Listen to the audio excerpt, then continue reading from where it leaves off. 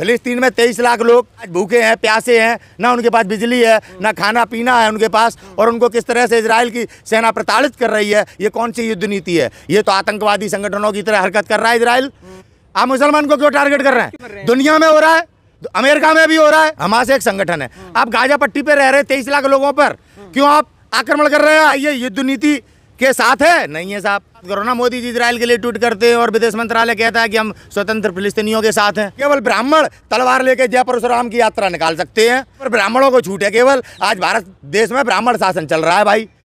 अरे यार, देशवासियों को क्यों कोस रहे हो यार? भारत सरकार पे बात करो ना। मोदी जी इजराइल के लिए ट्वीट करते हैं और विदेश मंत्रालय कहता है कि हम स्वतंत्र फिलिस्तीनियों के साथ हैं। ये दोगलापन तो सरकार कर रही है। भारत की विदेश नीति हमेशा फिलिस्तीनियों के साथ रही है।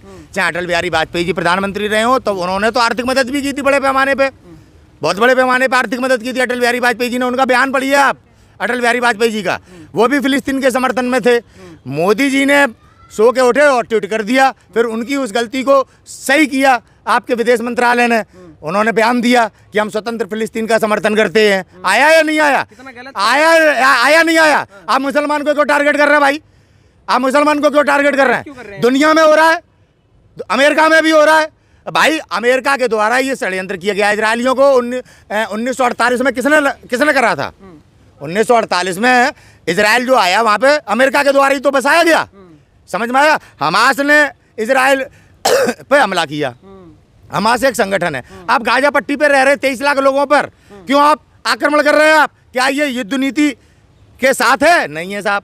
युद्ध नीति के खिलाफ जाकर आप आक्रमण कर रहे हैं। इजराइल के प्रधानमंत्री का न्यायपालिका की स्वतंत्रता को लेकर इजराइल में बड़े पैमाने पर विरोध चल रहा था।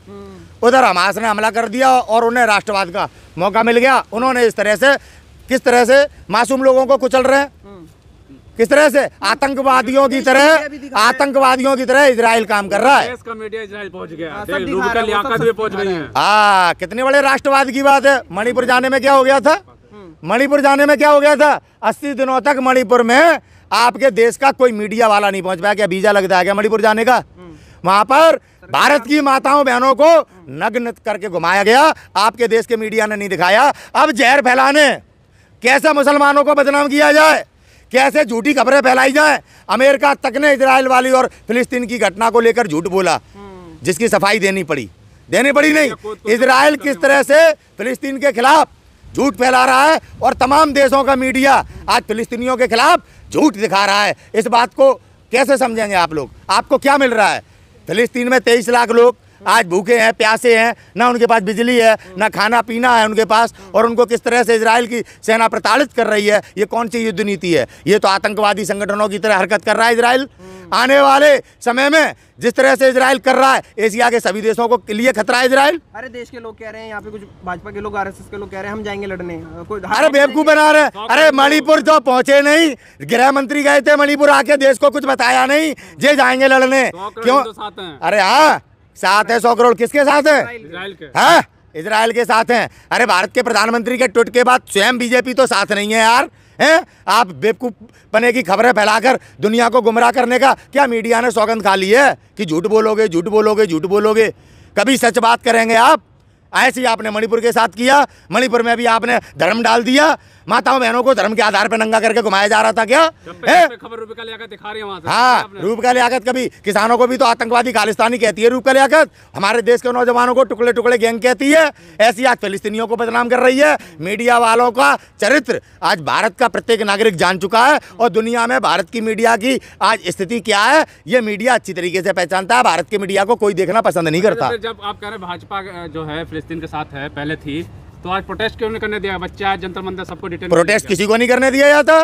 कोई देश का नागरिक चाहे कोई भी हो, वो ब्राह्मणों को छोड़ के कोई प्रोटेस्ट नहीं कर सकता। केवल ब्राह्मण तलवार लेके जय परशुराम की यात्रा निकाल सकते हैं। यहाँ पर ब्राह्मणों को छूट है केवल। आज भारत देश में ब्राह्मण शासन चल रहा है भाई। आई समझ में? रामराज चल रहा है। हाँ, घंटे का रामराज है। तभी विधानसभा में प्रदर्शन कर रही एक माता के साथ बलात्कार हुआ, तभी तो यूपी भवन दिल्ली में बेला फुसला कर कि तुम्हें ऊंचा पद दे देंगे बलात्कार किया। तभी तो फिरोजाबाद में भी 4 दिन पहले एक मासूम 12 से 14 साल की बेटी के साथ 3 युवकों ने बलात्कार कर दिया। न्याय नाम की तो चीज ही नहीं है। काय का रामराज है? अभी ब्राह्मणों ने एक यादव को अपने घर के बाहर देवरिया में, अभी देवरिया में ब्राह्मण ने कत्लेआम किया। कत्लेआम किया। वो तो कोर्ट फैसला करेगा। ये बताइए आप किसके साथ हो, इजराइल के साथ हो या फिलिस्तीन? हम तो फिलिस्तीन के साथ हैं, जहां हमारा देश राजपूत है फिर भी। बिल्कुल फिलिस्तीनियों की जमीन पे कब्जा कर रहा है इजराइल, किसी की मातृभूमि के साथ खिलवाड़ कर रहा है, युद्ध नीति के खिलाफ जा रहा है, मानवता को कुचल रहा है, भूखे प्यासे रख के लोगों को, निर्दोष लोगों को मार रहा है, बच्चों को मार रहा है, बड़े बूढ़ों को मार रहा है।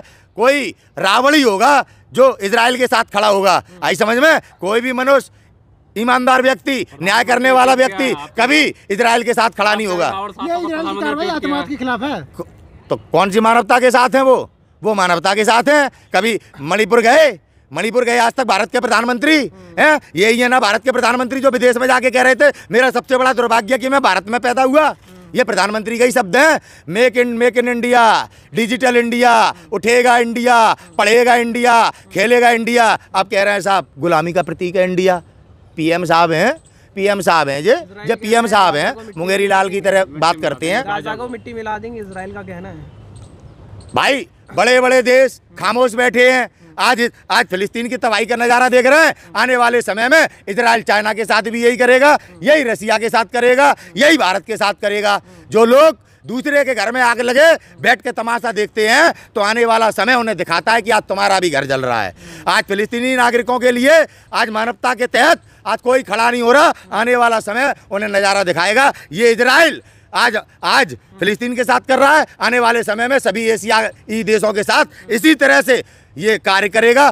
तृतीय विश्व युद्ध की स्थिति को पैदा कर रहा है इजराइल। आज अगर दुनिया के देश एकजुट होकर अमेरिका को और इजराइल को नहीं रोकेंगे तो आने वाला समय एशियाई देशों के लिए बड़ा दुर्भाग्यपूर्ण समय होने वाला है। वहाँ भी हिंदू मुस्लिम करने के चला गया इजराइल। आपके देश के मीडिया का, भारत के मीडिया का तो यही तो कमाल है। जब से ब्राह्मणों ने देश में शासन पर बैठे हैं, आरएसएस की सरकार देश में चल रही है, तब से यही हो रहा है। मीडिया झूठ पे झूठ दिखा रही है। जब हमारे देश की चीफ जस्टिस ऑफ इंडिया कह रहे हैं, न्यायपालिका कह रही है कि मीडिया सच को झूठ, झूठ को सच करके दिखा रही है, और भारत सरकार केवल अपने लिए कानून बना रही है, तो फिर समझ जाना चाहिए देश को, बहिष्कार करना चाहिए मीडिया का, ऐसे मीडिया का जो आज दुनिया में नफरत फैला रही है। आज फिलिस्तीन के नागरिकों की जान बचानी चाहिए, नहीं बचानी चाहिए? भूखे बच्चों का क्या दोष है? बड़े बूढ़े सिटीजनों का क्या दोष है? आज गाजा पट्टी पे बम गिरा रहे हैं, धमकी देते 3 घंटे में खाली कर दो। ये कोई युद्ध नीति है? ये कोई युद्ध नीति है? किसी भी नियम को नहीं मान